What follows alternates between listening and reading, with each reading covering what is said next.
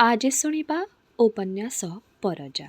ଔପନ୍ୟାସିକ ଗୋପୀନାଥ ମହାନ୍ତି। ଭାଗ 21। ପୁଣି ଯେପରିକି ମଳୟ ବୋହିଲା, ଘୋର କଟିଗଲା, ଆକାଶର ଆଲୁଅ ବିଞ୍ଚି ହୋଇ ପଡ଼ିଲା। ଶୁକ୍ରଜାନୀ ଭାବିଲା, ଆରେ ସତେ ତ, ସବୁଦିନେ ତ ଏପରି ନଥିବ। ଟୋକି ପିଲା ବିଭା ହେବ, ଜିଲିପାଇ କଞ୍ଚା ଟଙ୍କା ଆସିବ ଘରକୁ, ନୂଆ କ୍ଷେତର ପାଚିରୁ ଟଙ୍କା ମିଳିବ, ଜମି ମୁକୁଳିବ, ଗୋତିପଣ ଫିଟିଯିବ। ଏଇ 2 ଦିନର କଥା ତ ବଳେ ଟାଳି ହୋଇଯିବ। ମୁଣ୍ଡ ସଳଖ ହୋଇ ଆସିଲା, ଛାତିର ହୁଗୁଳା ପଞ୍ଜରା ହାଡ଼ଗୁଡ଼ାକ ଟାଙ୍କି ହୋଇଗଲା। ଶୁକ୍ରଜାନୀ ଚାଲିଲା। ପୁରୁଣା କ୍ଷେତ ଦାଦିଆନି କାଳରୁ ଏ ଗାଁରେ ତାର ଚେର। କେତେ ପୁରୁଣା ସେ! ବୁଢ଼ାର ପିତୃପୁରୁଷଙ୍କ କାହାଣୀ ଲେଖା ଅଛି ସେଥିରେ। ଆଉ ତାର ଆପଣାର ଜୀବନ ଗୋଟାକର। ଘରର ଲକ୍ଷ୍ମୀକୁ ପର ହାତକୁ ଟେକି ଦେଇ ବସିଛି ସେ ଅଲକ୍ଷଣା ହୋଇ। ବିନା ଦୋଷରେ କାହାର ଖାଇବା ପତରରେ ସତେ ଯେପରି ପାଉଁଶ ପକେଇଥିଲା ସେ। ସେ ସେତକି ଦାଉ ସାଜୁଛି ଖାଲି ଆଖିରେ ଚାହାଣୀରେ। ସେହିପରି ଲାଗେ। କ୍ଷେତ ବାଟ ଗଲେ ସେଠି ଟାକି ବସିଛି ସେ, ଯାହାର ମୁହଁକୁ ଚାହିଁଲେ ସରମ ଲାଗେ। ଉଦୁଉଦିଆ ଦ୍ୱିପହରେ ନିଛାଟିଆ ବେଳେ ଗାଁ ଦାଣ୍ଡର ପିତୃପୁରୁଷ ପଥରଙ୍କ ବାଟେ ଗଲେ ସେମାନେ ବି ଯେପରି ଗାଳି ଦେବାକୁ ଠିଆ ହୋଇଥାନ୍ତି ସେଠି। ଅଧଲଙ୍ଗଳା ଡେଙ୍ଗା କୌପିନି ପିନ୍ଧା ପିତୃପୁରୁଷ। ଆଉ ମୁକୁଳେଇ ପାରିବୁ? କିଏ ସେ ତୁ ଆମର ଜମି ବୁଡ଼େଇବାକୁ? ଛି ଛି ତୋ ମୁହଁକୁ। ମୁହଁ ଜଳିଯାଏ। କ୍ଷେତ ବାଟେ ଗଲେ ମୁଣ୍ଡ ତଳକୁ ପୋତିବାକୁ ହୁଏ। ସେଠି ବି ଖାଲି ଛି ଛି। ରାତିରେ ନିଦ ଭୋଳରେ କେତେ ପ୍ରକାର ସ୍ୱପ୍ନ ଦେଖେ ସେ। ଗୋଟିକ ପରେ ଗୋଟିଏ ହୋଇ ହଜି ଯାଇଥିବା ବୁଢ଼ାମାନେ ବାଡ଼ି ଠୁକୁରୁ ଠୁକୁରୁ କରି ଚାଲି ଆସନ୍ତି, ଗାଳି ଦିଅନ୍ତି, ଚାଲିଯାଆନ୍ତି। କାହାର ଖରାପ ଡୁମା ତୁ ଆସିଥିଲୁ ଖାଲି ବୁଡ଼େଇବାକୁ। ନିଦ ବାଉଳାରେ ସାହୁକାରକୁ ସେ ଟଙ୍କା ଯାଚେ। ସାହୁକାର ଗୋଇଠା ମାରି ଟଙ୍କା ଗଡ଼େଇ ଦିଏ, କହେ, ଜମି ମୁଁ କିଣିଛି, ଜମି ମୁଁ ଛାଡ଼ିବି ନାହିଁ। ହା ପଶିଯାଏ। ଝାଳରେ ତିନ୍ତି ନିଦ ଭାଙ୍ଗେ। ପୁଣି ସବୁ କଥା ଭାବି ଠିକଣା କରେ ମିଛ ଆଶଙ୍କା। ମନକୁ ଫୁସୁଲାଏ, ଏ ବରଂ ଭଲ, ଜମି ପଡ଼ିଆ ପଡ଼ିଥାନ୍ତା, ପୁଅମାନେ ସମ୍ମତି ଦେଇଛନ୍ତି। କିନ୍ତୁ ଆଜି ଯଦି ସୋମବାରିଥାନ୍ତା, ମଙ୍ଗିଥାନ୍ତା କି? ବେଳେବେଳେ ଅବିଶ୍ୱାସ ଆସେ, ପୁଣି ଭାବେ, ହଁ ସେ ମଙ୍ଗିଥାନ୍ତା। ଭାବେ ପୁଣି ମଲା ହଜିଲା ଲୋକଙ୍କ ଆଖିରେ ଧୂଳି ଦେଇ ପାରିବ ନାହିଁ ସେ। ସେମାନେ ଜାଣନ୍ତି ସେ ଜମି ଦେଇ ନିଜେ ମୁକୁଳିଲା। ସେମାନେ କ'ଣ ଭାବୁନଥିବେ ସେ ସ୍ୱାର୍ଥପର? ନା, ସେ ସ୍ୱାର୍ଥପର। ପଦାକୁ ଯେତେ ଯେତେ କାରଣ ସେ ଦେଖେଇ ହେଉ, ସେ ସ୍ୱାର୍ଥପର ନୁହେଁ ତ ଆଉ କ'ଣ? ଗୋତି ଖଟିବାକୁ ବୁଢ଼ା ହାଡ଼ରେ ଦରଜ ଲାଗୁଥିଲା ପରା। ଛି ଛି, ବାଉଳା ଲାଗେ। ନୂଆ କ୍ଷେତର ଫସଲ ଭିତରେ ବୁଡ଼ି ରହି ମନେ ହୁଏ ପୁରୁଣା ପାଇଁ ସେ ମନ ହାଲୁକା କରି କାନ୍ଦିଯିବ। ମନେ ମନେ ସବୁ ଦେବତା, ସବୁ ଡୁମା, ସବୁ ପିତୃପୁରୁଷଙ୍କୁ ସାକ୍ଷୀ ଦେଇ ସେ ସ୍ୱାର୍ଥପର ନୁହେଁ ବୋଲି କହେ। ସ୍ୱାର୍ଥପର ନୁହେଁ। ଜମି ସେ ମୁକୁଳାଇବ ଅବଶ୍ୟ। ସାହୁକାର କ୍ଷେତ ଉପରେ ତସିଯାଏ। ଲଙ୍ଗଳା ପାଳଗୁଡ଼ାକୁ ବିନ୍ଧେ ବୁଢ଼ାର ଛାତିରେ। କ୍ଷେତରେ ପରଲୋକର ସବୁ ଚହଳ ମନ ଭିତରେ ତୋଫାନ ଉଠାଏ। କ'ଣ ନ୍ୟାୟ, କ'ଣ ସତ୍ୟ? ମୋ ବେଳକୁ ସବୁ କଟକଣା। ତାସିର ରକ୍ତରେ କ୍ଷେତର ମାଟି ସାହୁକାର ବୁଝିବ କି ଏତେ? ବୃଥା ହାଇଁ ପାଇଁ। କଠିନ ସତ କଥାଟା ମନେ ପଡ଼ି ସବୁ ଝାଉଁଳି ପଡ଼େ। ସେ ଦୁର୍ବଳ ହାୟ। ନିଜକୁ ନିଜେ ଦୟାବନ୍ତ ହୋଇ ବୁଝେଇ ଲାଗେ ଖାଲି। ବିଲ ଉଢୁଆଳକୁ ଡାକି କହିଲା, ନନ୍ଦିବାଲିକୁ, ବାପର ଖାଇବା କମିଯାଇଛି, ଆଉ ଶୁଖି ଯାଉଛି ସେ। ବେଶୀ କାମ କରଉଛୁ କି ବୁଢ଼ାକୁ? ନା, କାମ ସେ ବେଶୀ କରୁପାରୁ ନାହିଁ। ସବୁବେଳେ ଅନ୍ୟମନସ୍କ ରହୁଛି। କାମ ବେଳେ ମୁଁ କରେ। ଯେତେ ଗଦା ଗଦା କାମ। ସେ ଖାଲି ଫାଉଡ଼ାଟା କାନ୍ଧେଇ ଠିଆ ହୋଇ ରହିଥାଏ। କ'ଣ ଦେଖୁଥାଏ କେଜାଣି? ଓଃ, ଭାରି କାମ ତୁ କରିବୁ, ତା ଆଗରେ ନାଇଁ? ନା, ତୁ କରିବୁ ବେଶୀ।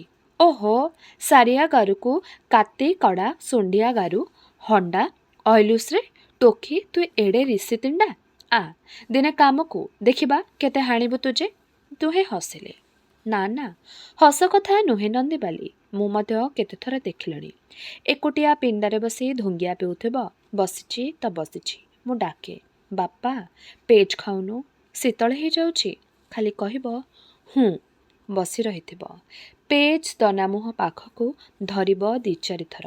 ପଛେ ମୁହଁକୁ ପିତା କରିଦେଇ ଥୋଇଦେବ ତଳେ। ବେଶୀ କଥା ସୁଦ୍ଧା କହୁନାହିଁ ସେ ଆଗ ପରି। କ'ଣ ହେଇଯାଉଛି ତାର? ଓଃ, ସେମିତି ହୁଏ। ଦିନଯାକ ପାଣି ପବନରେ ଖଟି ଖଟି ଥକିଗଲେ ଖାଇବାକୁ ଆଉ ମନେ ହୁଏ ନାହିଁ। କାହିଁ ଜାଣିବ ସେ ଦୁଃଖରେ ତୁମେ ନାଟକାରିଆମାନେ? କଥା କହିବ କଥା, ଖାଲି ବଥା ବାହାରୁଥିବ ଯେତେବେଳେ ଦେହଯାକ ଆଉ କଥା କହିବାକୁ ମନ ଥିବ କି ତୋ ସାଙ୍ଗେ? ଦେଖୁନୁ ମୁଁ କ'ଣ କଥା କହୁଛି, ଖାଲି କାମ। ନାଇଁ ନାଇଁ, ଥଟ୍ଟା ବୁଝିବୁ ସବୁ କଥା। କ'ଣ ତାର ହେଉଛି ମୋତେ ବୁଝୁନାହିଁ। ଆଗେ ତ ବେଶୀ କାମ କରୁଥିଲା, ଏବେ ଖାଲିଟାରେ ତୁନି ହୋଇ ବସି ରହୁଛି। ଆଉ ଜାଣିଛୁ ମୁଁ କେତେଥର ଦେଖିଲିଣି, ମୁଁ ଯଦି ଦୂରରେ ଥିବି ସେ ଆଡ଼କୁ ଅନେଇ ରହି ଠିଆ ହୋଇ ରହିଥିବ ପିଠି ପଛଆଡ଼େ ହାତ ଛକି ଦେଇ। ମୁହଁ ପଟୁ ମେଘ ଆସୁ, କୁଆପଥର ଆସୁ, ସେମିତି ଠିଆ ହୋଇଥିବ ସେ। ତର୍ଲା ତର୍ଲି ଓଢ଼ ହେବାକୁ ମନେ ପଡ଼ୁନଥିବ। ମୋ ପାଖକୁ ଯାଇ ଦେଖେ ମନକୁ ମନ ଭୁଟୁରୁ ଭୁଟୁରୁ ହୋଇ କଥା ଗପୁଥିବ ସେ। ହଁ ମୁଁ ଜାଣେ, ବେଶୀ ମନେ ପକାଉଛି ଏଣିକି ଏଣିକି ସେ ମା'କୁ। କଥା ପଦେ କହିବ ନାହିଁ, ମୋ ପାଖକୁ ଘୁଞ୍ଚି ଆସି ଥିରି ଥିରି ପିଠି ଆଉଁସୁଥିବ। ଆରେ କାନ୍ଦି ପକେଇଲୁ କିରା ଟୋକି, ଅଇଚ୍ଛା ପରା ହସୁଥିଲୁ। ଯା ଆ ବାପକୁ ତୋର ମୁଁ ଜଗିଛି, କିଛି ହେବ ନାହିଁ, ତୁ ଦେଖିବୁ। ମଧୁ ଘାସି ବେଶୀ ବେଶୀ ଆସେ ଜିଲି ପାଖକୁ। ଦିନୁ ଦିନୁ ପରିଚୟ ବଢ଼ୁଛି। ଆଗେ ଆଗେ ଜିଲି ମନକୁ ପତିଆରା ଦେଉଥିଲା। ଭଲ ଏ ବି ଗୋଟାଏ ଖେଳ। ସତେ କ'ଣ ସାହୁକାର ତାକୁ ଖାଇ ପକେଇବ? ନାଚୁ ନା ସେ ଟିକିଏ। ଆତ୍ମପ୍ରସାଦ ଆସେ। ଏ ଗାଁରେ ଏତେ ଟୋକି, ରାଇଜ ଯାକ ଏତେ ଟୋକି, ଅଥଚ ତାହାରି ଗୋଡ଼ ତଳେ ଲୋକଟିଏ ଗଡ଼ି ମରୁଛି, ମରୁ ସେ। କିନ୍ତୁ ଛଟପଟ କରି ବସିଲେ ଏତେ ଆନନ୍ଦ କାହିଁକି ଆସେ? ମୁଣ୍ଡ ଟିକି ଖୁବ୍ ସୁତୁରା କରି କୁଣ୍ଡାଏ। ଫୁଲ ପେନ୍ଥାଟିଏ କଷି କରି ମାରି ଦେଇଥାଏ ଚୂଡ଼ାରେ। ଅଳସେଇ ଅଳସେଇ ମଠେଇ ମଠେଇ ଗାର୍ଡ଼ ବାଟେ ଯାଏ ସାହୁକାର ବୁଲୁଥିଲା ବେଳେ। ଥରେ ଥରେ ଏତିକି ବେଳେ ବାଟ ପାଖେ ମଧୁଘାସି ଜୁଟିଯାଏ, କଥା କହେ। ଜିଲି ଅଟକି ଯାଏ। ଦୂରରେ ଟହଲୁଥାଏ ସାହୁକାର ସରୁ ସିଟିଟିଏ ମାରି ମାରିକା, ଆଉ ଚାରିଆଖି ହେଲେ ଚିକ୍ ଚିକ୍ ଦାନ୍ତ ଦେଖାଇ ହସିଦିଏ। ଦିନେ ଦିନେ ଜିଲି ହସି ପକାଏ, ପୁଣି ସାଙ୍ଗେ ସାଙ୍ଗେ ତରତର ହୋଇ ଗାର୍ଡ଼ ବାଟରେ ଓହ୍ଲେଇ ଯାଏ। ବାଟରେ ଏତେ ହସ ମାଡ଼େ, ଭାବେ କେଡ଼େ ଛଟପଟ ହେଉଛି ମଣିଷଟା। ଓଃ ଯୋଉ ହସ, ନିଆଁ ଗୋଜିଣା ପରି। ଅଧା ସ୍ନେହ ଅଧା ତାଚ୍ଛଲ୍ୟ ମିଶା ଗାଳି ସବୁ ମନେ ପଡ଼େ। ମରଣ ନାହିଁ। ଦିନେ ଦିନେ ମଧୁ ଆସେ ନାହିଁ। କାମ ବେଶୀ ଥାଏ ଯେଉଁଠି, ଥରେ ଥରେ 2-3 ଦିନ ଚାଲିଯାଏ। ଠିକ୍ ସେଇ ବେଳ ଜିଲିକୁ ଅଡ଼ୁଆ ଅଡ଼ୁଆ ଲାଗେ। ଠିକ୍ ଯେପରି କେଉଁଠି ଠାଏ ଯାଦୁଅରାଏ ବହୁଦିନ ଥିଲା, ଆଜି ଖୋଜିଲା ବେଳକୁ ମିଳୁନାହିଁ। ନଖ କଟକଟ ଡାକୁଛି। ମଧୁ ଘାସି ଜାଣି ଜାଣି ଆସେ ନାହିଁ, ସେ ଖେଳି ଜାଣେ। ଯେଉଁଦିନ ଆସେ ଆରମ୍ଭ କରେ, ସାହୁକାର କହୁଥିଲା ତୋ କଥା, ତୋ ପାଇଁ କୁଆଡ଼େ ଜାକିଟି ବରାଦ ଦେଇଛି କୁମୁଟି ଦୋକାନରେ। ଜାକିଟି ଦେଖିଛୁ? ହେଇ ଏମିତି ପିନ୍ଧନ୍ତି ବା, ଏତେ ସୁନ୍ଦର ଫୁଲର ଧଡ଼ି ସବୁ ସେଥିରେ ଥିବ, ଆଉ ଫୁଲ ସବୁ ସିଲେଇ ହୋଇଥିବ କନାରେ। ମୁଁ ପଚାରିଲି କି ପାଇଁ ଏତେ ପଇସା ଖର୍ଚ୍ଚ କରିବୁ ତା ପିଛା? ମୋତେ ଭଲା ଦିଅନ୍ତୁ। ସେ କହିଲା, ଆରେ ତୁ ଜାଣିନୁ, ପିଲା ଲୋକ, ଯିଏ ସୁନ୍ଦର ସେ ପିନ୍ଧିଲେ ସାଜିବ ମାନିବ, ତାରି ପାଇଁ ଏତେ ସବୁ ଖଦିପଟା। ମୋତେ ସେ ନ ପଚାରିଲେ ନ ପଚାରୁ, ମୋର ଗଦା ଗଦା ସୁନା ଅଛି। ନହେଲା ଖୁସି ସରଧାରେ ମୁଁ ତାକୁ ଜାକିଟି ଖଣ୍ଡେ ଦେଲି, ଶାଢ଼ୀ 2 ଖଣ୍ଡ ଦେଲି, ସାବୁନ ବାକ୍ସଟେ ଦେଲି, ରଙ୍ଗ ବାସ୍ନା ତେଲ ବୋତଲରେ ଦେଲି। କ'ଣ ମୋର ସରିଯିବ ମୋର ମନ? ଜିଲି କହିଲା, ଖାଲି ତୁଣ୍ଡ କଥା ନା ସତେ ସତେ ଦବ ବୋଲି କହୁଥିଲା? ଏଡ଼େ ବଡ଼ ସାହୁକାରଟାଏ ତୋର, ମୋର ଭାଇମାନଙ୍କୁ ଗୋତି ରଖିଛି, ଆମର ଭୂଇଁ ନେଇଛି, କାହିଁକି ଏବେ ଖଜ ଖାଇବାକୁ ପଇସାଟାଏ ତ ଦେଲା ନାହିଁ ଆମକୁ କାହାକୁ? ଦେବରେ ଦେବ, ପଇସା ନେଇ କ'ଣ କରିବୁ? କେଡ଼େ ସୁନ୍ଦର ଜିନିଷ ଅଣେଇବାକୁ ବରାଦ ଦେଇଛି, ଚିଠି ଲେଖିଛି। ସବୁର କରବା, ହେଲେ ତୋଠୁ ପଦେ କଥା ଶୁଣିଲେ କେଡ଼େ ଭଲ ହୁଅନ୍ତା। ତାପରେ ତୁ ଯାହା କହନ୍ତୁ ସେୟା କହିବି। ମୁଣ୍ଡ ହଲେଇ ଦେଇ ଜିଲି କହିଲା, ନିଚୁ ନିଚୁ। ମଧୁ କହିଲା, ଦେଖେ ଏମିତି ଖାଲି ନଚଉଥିବୁ ସବୁଦିନେ, ଆଉ ମୋତେ ଗାଳି ଦେଉଥିବୁ କାହିଁକି? ଏଟା ମାଙ୍ଗି ଦେଉନାହିଁ, ସେଟା ମାଙ୍ଗି ଦେଉନାହିଁ, ଏମିତି କହି ଆଜି କହିବି। ଅତି ଚାଲାକ ମୁହଁ କରି ଆଖି ବଙ୍କା କରି ଜିଲି କହିଲା, ଆଗେ କ'ଣ ଦଉଛୁ ଦେ। ମଧୁ ଘାସି ଚାଲିଗଲା। ସେହିଦିନ ଜିଲିକୁ ସେ ଚାରଣା ପଇସା ଆଣିଦେଲା। ଜିଲି କହିଲା, ଏତିକି କି କାମକୁ ଆସିବ? ନଇଲେ ଆଉ ନେ ଆହୁରି। ଚାରଣା ସେ ଦେଲା। ଜିଲି ପଇସାକୁ ଜୋରେ ମୁଠେଇ ତରତର ହୋଇ ଚାଲିଗଲା। ଏତେ ଦିନ ପରେ ସତକୁ ସତ 8 ପଇସା, 8 ଅଣା, 4 ଦିନର କୁଲି। ସେ ବି ଏଠି କାହିଁ? ଭାବିଲା ହାଟରୁ ସେ କିଛି କିଣିବ। ପୁଣି ଭାବିଲା କି ଦରକାର, ପାଖରେ ପଇସା ଥାଉ, ପଇସା କେତେ କାମରେ ଆସେ। ସେହିଦିନେ ଅଳ୍ପ ଅଳ୍ପେ ସେ ଭାବିଥିଲା। ରୋଟ ପାଇଟି କଥା ମନେ ପଡ଼ିଥିଲା। ଶକ ହେଲା। ସାମାନ୍ୟରେ ରୋଟ ଗୁମାସ୍ତା କଥା ମନେ ପକାଇ ଆପଣା ମନ ଭିତରୁ କାହା ପାଖରେ ଯେପରିକି ଲୁଚି ଲୁଚି ସେ ଠିକ୍ ପ୍ରସଙ୍ଗଟା ପକାଇ ତୋଳି ଦେଖିଲା। ସେହି ମନ ଭିତରେ ଯେପରି ପୁଣି କିଏ ତଡ଼ି ନେଲା। ପୁଣି ସେହି କଥା ଘୃଣା ଲାଗିଲା। ପଇସାକୁ ଝୋଲାରେ ଫୋପାଡ଼ି ଦେବ କି ସେ, ଯେଉଁଠି ଆଉ ପଇସା କେବେ ହେଲେ ଦିଶିବ ନାହିଁ। କାନିରୁ ସୁକି ଦୋଟି କାଢ଼ି ମୁଠାରେ ଧରି ଦେଖିଲା। ଇଆଡ଼କୁ ସିଆଡ଼କୁ ଅନାଇଲା, ପୁଣି କାନିରେ ବାନ୍ଧିଦେଲା। ଆଉ ଥାଉ ଥାଉ, କାମରେ ଆସିବ। ତହିଁ ଆର ଦିନ ମଧୁକାଶୀ ପୁଣି ଆସି ଆଠଣା ଦେଖାଇଲା। ଜିଲି କହିଲା, ନିଚୁ ନିଚୁ ତୁ ଯା। ମଧୁକାଶୀ ଚାଲିଗଲା। ତହିଁ ଆର ଦିନ ଲୁଚେଇ କରି ଆଣିଦେଇ କଲା ଗୋଟାଏ ଶାଢ଼ୀ। ହସିଦେଲା।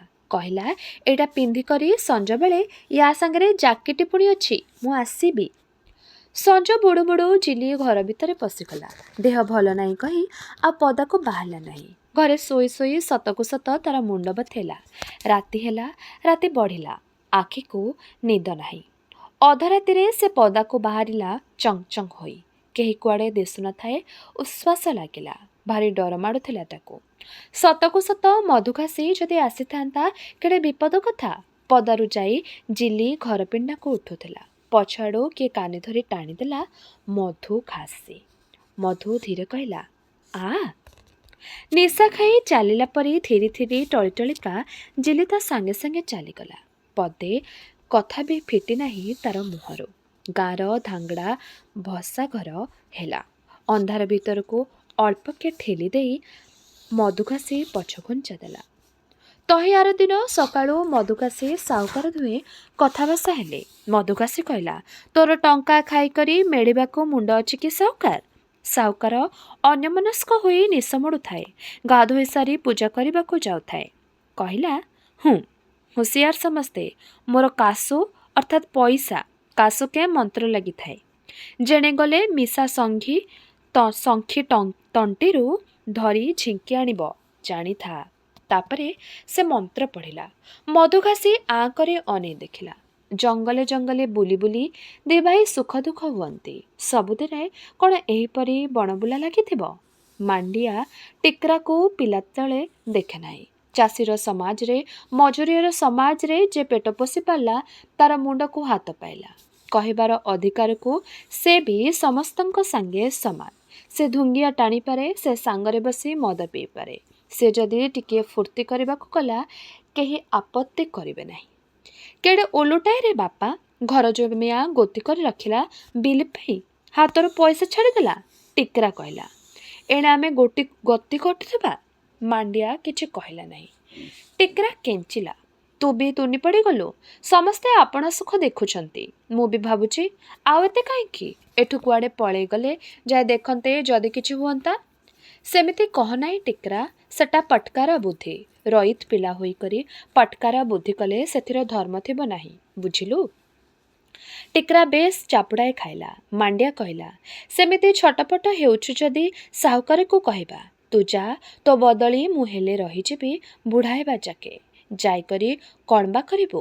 ଯୁଆଡ଼େ ଗଲେ ବସି ଖାଇବାକୁ ତ ନାହିଁ ଆଉ ଆମର, କାମ କରିବାକୁ ପଡ଼ିବ।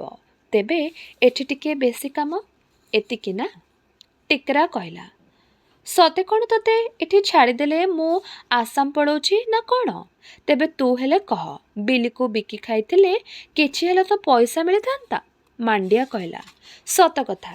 ତେବେ ପଇସା ଦେଲେ ବି ନନ୍ଦିବାଲି ପରି ଏଡ଼େ କାମିକା ଲୋକଟା କିଏ କୋଉଠୁ ପାଇବ ନାହିଁ। ସେ ପାଚି ଉଠଉଛି, ଘରକୁ ତ ନେବ ନାହିଁ, ସେଥିରୁ ବି କିଛି ମିଳିବ। ତାପରେ ବାପା ବୁଢ଼ା ହେଲାଣି, ସେଠି ତାକୁ ଦେଖିବାକୁ କେହି ନାହିଁ। ନନ୍ଦିବାଲି ରହିଲା, ଆଉ ବିକି ଖାଇବାକୁ ବିଲି ଯାଉ। ଜିଲି ତ ରହିଛି। ହଁ, ରହିଲା ସତ, ତେବେ ତାର କପାଳ ଭଲ ନୁହେଁ ନା କ'ଣ କହୁଛୁ? ଏତେ ଟୋକିଙ୍କୁ ବର ମିଳୁଛି, ତାକୁ ନାହିଁ। କାହାକୁ ବର ଜୁଟେ ନାହିଁ କହିଲୁ? କାହାକୁ କନ୍ୟା ଜୁଟେ ନାହିଁ? ମାଣ୍ଡିଆ କହିଲା, ସେ ତ ସତ କଥା। ଆମେ ତ ଗାଁ ଗାଁ ଖୋଜୁଛୁ, ଦେଖାଯାଉ।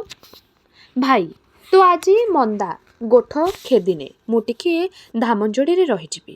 ମାଣ୍ଡିଆ କହିଲା, ଏତେଥର ଏମିତି ଏ ଗାଁରେ ସେ ଗାଁରେ ଅଟକି ରହୁଥିବୁ ତୁ?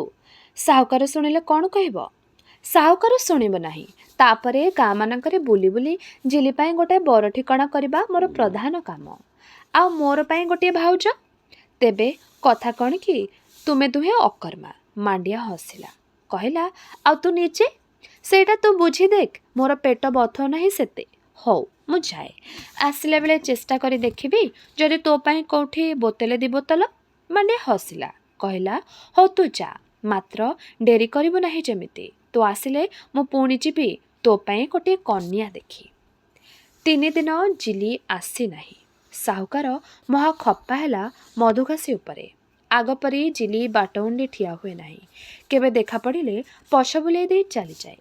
ଜିଲି ଆସିନାହିଁ। କ୍ଷେତରେ କୁଲି କାମ କରିଛି, ଘରକୁ ଫେରିଛି। ଲୋକମେଳରେ ଛପି ରହିଛି। ଜିଲି ନିଜକୁ ନିଜେ ଲୁଚି ରହିବାକୁ ଚେଷ୍ଟା କରିଛି ପ୍ରାଣପଣେ। ରାତିରେ ନିଶା, ସକାଳୁ ଅବସାଦ। ଭାବିଲେ ରାଗ ଲାଗେ, ଭାବିଲେ ଲାଗେ କି ସୁଖ ପାଇଁ ଧାଇଁ ଯାଇଥିଲା ସେ। ତହିଁରେ କି ଉପକାର ହେଲା? ମନେ ମନେ ଘାରି ହୁଏ। କବାଟ ଖୋଲି ଦେଇ ବିଷାକ୍ତ ଚିନ୍ତାଗୁଡ଼ାକ ଦେବାକୁ ଶକ୍ତି ତାର ନାହିଁ, କି ମୁହଁ ମଧ୍ୟ ନାହିଁ। ପାଇଥିବା ଲୁଗାପଟା ଦିଖଣ୍ଡ ଆଉ ପଇସା ସେ ତାର ପେଡ଼ିରେ ଲୁଚେଇ ରଖିଦେଇଛି। ଘରେ କେହି ନଥିଲା ବେଳେ ସେ ପେଡ଼ି ଖୋଲେ, ତାର ସବୁ ସମ୍ପତ୍ତି ଦେଖେ, ଖୁସି ହୁଏ। ସେତିକିବେଳେ ଆଶା ବଢ଼େ, ଚୁପଚାପ ବସି ରହିଥାଏ ପେଡ଼ି ପାଖେ। ଲୁଗା ଦିଖଣ୍ଡ ହାତରେ ଧରି ତାର ଚାହାଣୀରେ ଉତ୍ସାହ ପୂରିଯାଏ। ପାପ ପୁଣ୍ୟର ଧାରଣାରେ ମନରେ ପଶେ ନାହିଁ। ଖାଲି ଦୁନିଆ ସାଙ୍ଗେ ଲୁଚକାଳି ଖେଳ, ଦେଖା ପଡ଼ିଗଲେ ଡର, ଏତିକି ଯାହା। ନିରୋଳାରେ ଭାବନା ଭିତରେ ଡର ପଶେ ନାହିଁ। ଭାବି ଭାବି ଗୋଟାଏ ରାତିର ଅନୁଭୂତିକୁ 100 ଥର ସେ ପୁଣି ପୁଣି ମନେ ମନେ ଦେଖିଯାଏ। ସମ୍ପତ୍ତି ତାର 100 ଗୁଣା ବଢ଼ିଯାଏ ମନେ ମନେ। ସାହୁକାର ମଧୁଘାସି କଜିଆ ଲାଗିଲେ। ମଧୁଘାସି କହିଲା, ମତେ କାହିଁକି ଦୋଷ ଦେଉଛୁ? ତୁଇ କ'ଣ କେମିତି ବିଡ଼େଇ ରଖିଥିବୁ, ସେ ଆସିଲା ନାହିଁ, ମୋର କି ଦୋଷ? ସାହୁକାର କହିଲା, ବାରେ ବା, ଖଦି ଦେଲି, ଡାବୁ ପଇସା ଦେଲି, ଚିତାଟେ କାଟିଦେଇ ସେ ଚାଲିଗଲା, ଆଉ କି ନିର୍ଭର ଦେଇଥିଲି ମୁଁ ତୋ ଉପରେ? ମଧୁ କହିଲା, ଦେଖ ସାହୁକାର, ଆମେ ଯେତେ ଯାହା ଇଚ୍ଛା କଲେ ସୁଦ୍ଧା ଯେ ଯେମିତି ସେ ସେମିତି, ସେ ବଦଳିବ ନାହିଁ।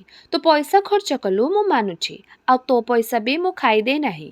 କିନ୍ତୁ ତତେ ମୂଳରୁ ମୁଁ କହିଥିଲି କି ନାହିଁ, ସେ ପିଲା ସେମିତି ମିଳିବ ନାହିଁ। ଦିନିକିଆ ଦେବାନେବାରେ ଦିନିକିଆ କାମ। ହଁ, ଡମ୍ ଲୋକ ମିଳିପାରିବେ, କିନ୍ତୁ ୟା ପରି ଅସଲ ଧାଙ୍ଗଡ଼ି ସେଥିରେ ଲାଖିବ ନାହିଁ। ତାକୁ ଯଦି ଲୋଡ଼ା ବୋଇଲେ ଅଣ୍ଟାରୁ ସବୁ କୋଡ଼ି କାଢ଼ିବାକୁ ହେବ। ତାର ମନ ନେଇ ତାକୁ ଅଟକେଇ ନେବାକୁ ହେବ। ଗୋଟେ ବିଭା ମାଇକିନା ପରି ଘରଦୁଆର ତୋଳି ଦେଇ ଭଲ କରି ରଖିବାକୁ ପଡ଼ିବ। ମୁଁ କ'ଣ କରିବି? ତୋର ଇଚ୍ଛା। ସାହୁକାର ବିରକ୍ତ ହେଉଥାଏ। ପଇସା ଗଲା, ସେଥିପାଇଁ ସେ ଦୁଃଖିତ, ଆଉ ଦୁଃଖ ଜିଲି ପାଇଁ।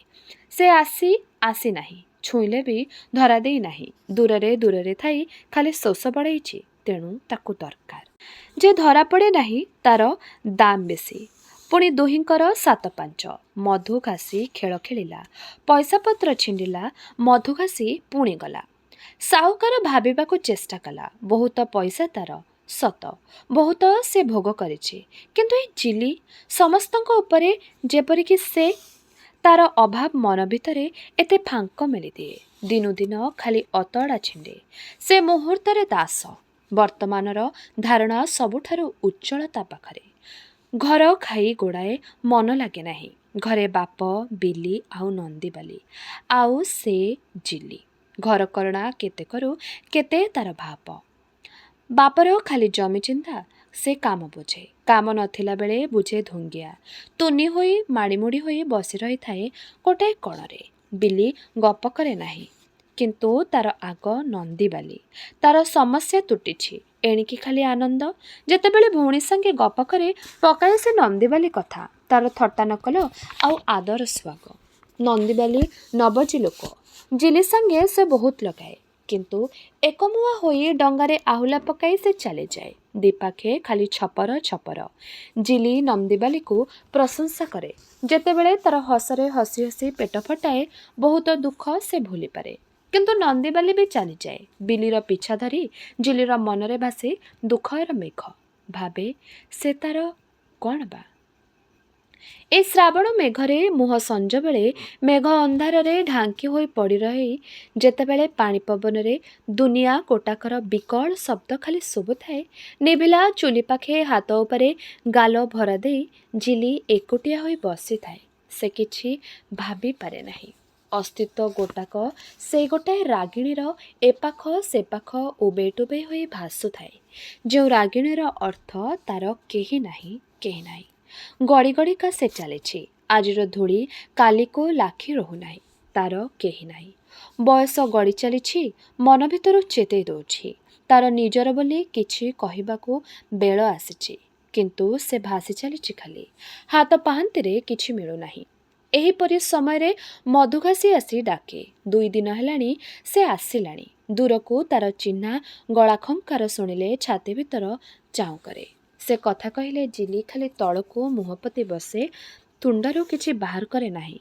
बहुत बुझे बुझे से चलीगले खाली दीर्घश्वास बाहरे। पथर परी से रही सही जाए, किंतु मन भितर प्रलय घटुଥାଏ। भाबु भाबु से धारणा खाली कुहली लागिछि जे से बाट काटी दे चली जीव। केते तो एपर जाती काहार से किछि अनिष्ट करिछि, केउ शिवथाଳରେ पाउंस अजाड़िछि जे बसी रहिथिबो निरीमाखी होई से बाट काटी चली जीव। साहुकारर घरणी होई पारिले बहुत दुख मेंटी जीव परा। किए सेतेबेले तार कौन करिबो? से गोटाए नुआ जीवन आउ तार संधान आणे श्रावणर अंधार राति। से परजा झियो तार राजिरे घर करिब, तार राजिरे घर भांगी देब, पुणी नुआ घर करिब। से धांगड़ी तार हस फुर्ती दरकार, कांदणा नुहे। मधुघासी आजी आसिला। आजी जिली नाही कलान, आजी जिली नाही कला नाही। दूररे घड़घड़ी शब्द, झांकेई झांकेई शीतुआ पवन आसुछि। अंधार बिलबिल, जिली चुप होई उठी चलीगला। तेबे एहिठारे शेष होला औपन्यासिक गोपीनाथ महांतींकर उपन्यास परजार एही भागटी। आगामी अध्याୟରେ ଏହି ଉପନ୍ୟାସଟିର ବାକି କଥାଗୁଡ଼ିକୁ ଆମେ ଶୁଣିବା। ରହିଲି, ନମସ୍କାର।